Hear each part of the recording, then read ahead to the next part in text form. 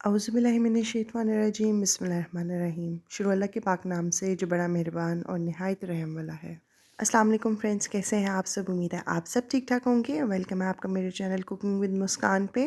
आज हम इंस्टेंट आलू गोभी की सब्ज़ी रेडी करेंगे जो कि काफ़ी सिंपल है और इंस्टेंटली बन के रेडी हो जाएगी इंशाल्लाह। बहुत मज़े की रेसिपी है, आपने फुल वॉच करनी है। तो जी रेसिपी को स्टार्ट कर लेते हैं। बिस्मिल्लाहिर्रहमानिर्रहीम। सबसे पहले आपने कढ़ाई के अंदर आधा कप ऑयल ऐड कर देना है। ऑयल ऐड करने के बाद हम इसमें 2 मीडियम साइज़ की बारीक कटी हुई प्याज ऐड कर देंगे, जैसे कि आप नॉर्मली सालन के लिए कट करते हैं। प्याज कट करने के बाद आपने इसको अच्छे से पका लेना है और इसका हल्का सा कलर चेंज होने तक का आपने वेट करना है।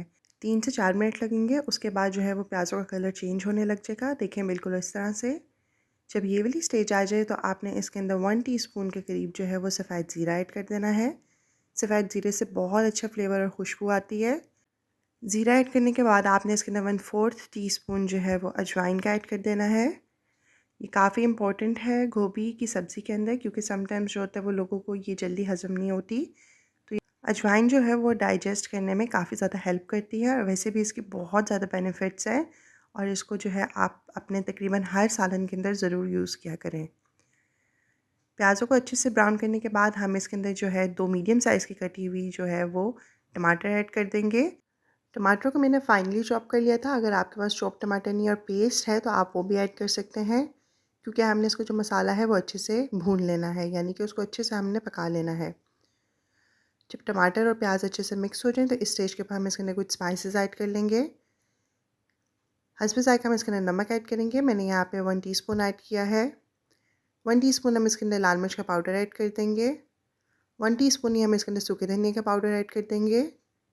1 टीस्पून हम इसके अंदर हल्दी पाउडर ऐड करेंगे और 1 टीस्पून ही हम इसके अंदर लहसुन और अदरक का पेस्ट ऐड करेंगे।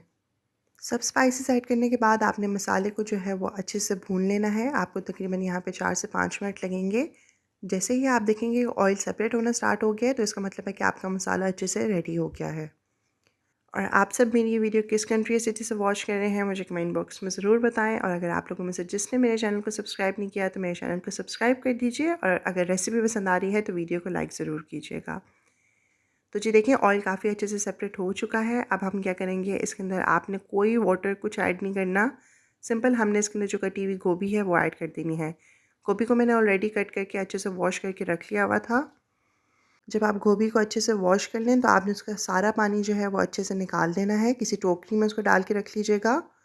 उसके बाद हम इसको मसाले के अंदर ऐड कर देंगे और गोभी के साथ ही मैंने यहाँ पे एक बड़े साइज़ का जो है वो आलू ले लिया था, जिसके मैंने छोटे छोटे पीसेस कर दिए हैं, वो हम इसके अंदर ऐड कर देंगे।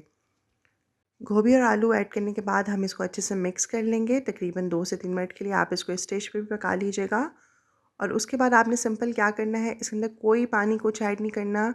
गोभी अपने ही पानी के अंदर बन के रेडी हो जाती है, इसलिए इसके अंदर एक्स्ट्रा वाटर ऐड करने की ज़रूरत नहीं पड़ती। अब आपने क्या करना है, जब आप इसको अच्छे से मिक्स कर लें इसके सारे मसाले के साथ, तो आपने इसको जो है वो कवर करके रख देना है। आपने इसकी जो फ्लेम है वो मीडियम कर देनी है और आपने इसको अच्छे से पकने देना है।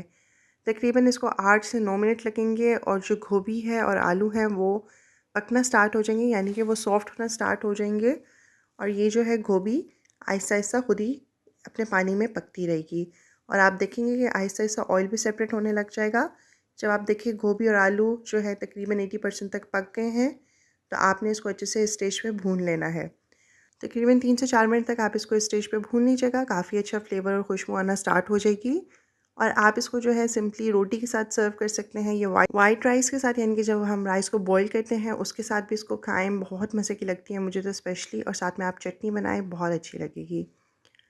इस मोमेंट पे लास्ट में हम इसको जो है इसमें हरी मिर्च ऐड कर देंगे। तकरीबन 3 से 4 छोटी हरी मिर्चें मैंने इसमें ऐड की हैं कट करके। थोड़ा सा आपने इसमें बारीक कटा हुआ अदरक ऐड कर देना है और थोड़ा सा हम इसके अंदर हरा धनिया ऐड कर देंगे और हाफ़ टी स्पून मैंने इसके अंदर गरम मसाले का पाउडर ऐड कर दिया है। गरम मसाले का पाउडर ऐड करने के बाद हम इसको अच्छे से मिक्स कर लेंगे और उसके बाद सिंपली हम इसको दम पे रख देंगे 3 से 4 मिनट के लिए, कि इसका ऑयल भी जो है वो अच्छे से सेपरेट हो जाए और ये हरी मिर्चों को भी जो है वो थोड़ी सी सॉफ्ट हो जाए। ज़्यादा नहीं करेंगे, क्रंची सी अच्छी लगती हैं सब्ज़ी में, सिर्फ 2 से 3 मिनट के लिए। और उसके बाद आप गर्मा गर्म रोटी बनाएं, साथ में आप रायता बनाएं, सैलेड बनाएं और इसको एंजॉय करें अपनी फैमिली के साथ। और जो गोभी आलू बच जाए तो आप नेक्स्ट डे उसको पराठे के साथ भी यूज़ कर सकते हैं, या आप इसका गोभी का पराठा भी बना सकते हैं। बहुत मज़े का बन के रेडी होता है, स्पेशली नाश्ते में।